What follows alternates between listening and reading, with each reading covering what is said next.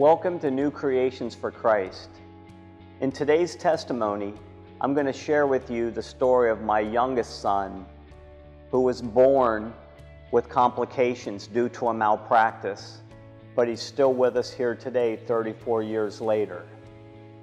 So Robert's my youngest son. I have two older boys.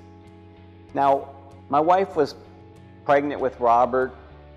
It was a Sunday afternoon. She was having complications, having brown discharge.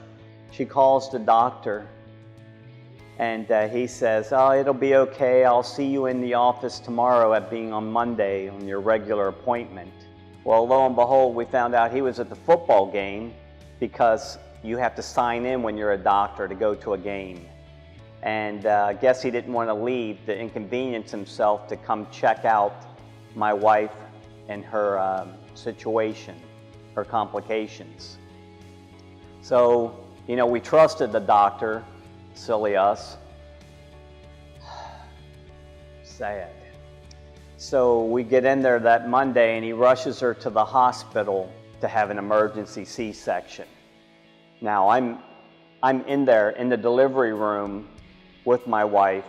They're doing the C-section. Out comes my son. And I was just overwhelmed. I see him and he's blue. He's blue as a Smurf. I'm like, oh my goodness, this baby's not gonna make it. Oh, I can't even tell you, my heart stopped beating. My thoughts were empty. My life stood still for a second. And all I kept thinking about was, my kid's gonna die. And there isn't a darn thing I can do about it. Oh, I don't know what I was thinking. I don't know what I was filled with. But all I got to hear for the next 10 minutes as the doctors pulled me off to the side to talk to me was how my son wasn't going to make it through the night. They'd be surprised if he lived 30 minutes. And I sat with him and I watched him take extensive measures to revive him, and they did.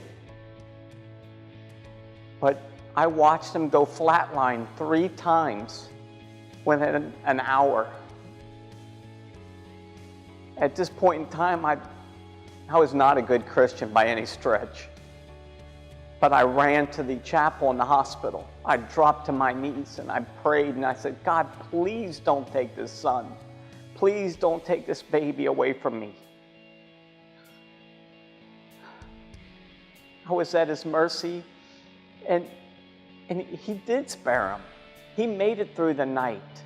I watched this doctor handbag him for 12 hours straight, sitting by his side, just to keep him alive. And it worked. Now Robert makes it through that day, makes it through the next day, after they told me he would never make it. Now, lo and behold, his kidneys shut down and they're going to rush him to Children's Hospital to put him on hemodialysis. So we go there, they start to prep him for the surgery, and lo and behold, his kidneys start functioning normally again. Crazy, isn't it? Now he's free from that.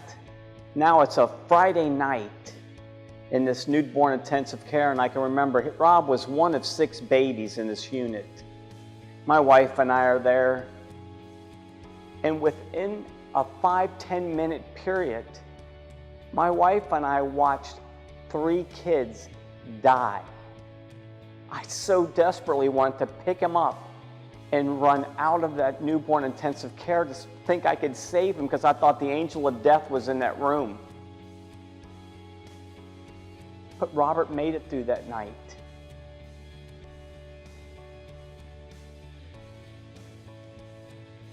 Now, I'll be honest with you, this whole experience consumed me, and not in a good way. I just could not accept the fact that my child was handicapped. Forget the fact that he's just handicapped. It was because of someone else's fault. And that's all I could think about. A malpractice, so to speak. My son, my youngest son, he has moderate retardation, cerebral palsy, a seizure disorder, and now for the last 5 years or so, he's had a pacemaker put in. And it took me to a very dark place. God, I hated God. If he existed, I hated him with every ounce of my strength. I used to scream out horrible things to him. Everything I saw at that point in his life, and for the first 2 years of his life, was a curse. I was being cursed because of things I'd done in my past life which were not so pretty. Right? And things I'm not so proud of. I thought for sure I was being cursed. And as a result, my wife's God love her, she's taking care of Robert. And I took care of my 2 older sons. And we became so distant we didn't even know each other. It was like we were living on 2 separate islands. And as a result, Jan left me. I wasn't mad at her because I knew I was not in a good place. I was not a pleasant person by any stretch. Hell, I didn't want to be around myself. But that's the place I've driven myself because of this dark, dark journey I was on. Now she leaves and she takes Robert to take care of him. The 2 older boys remained with me. But my family's broken. We're separated.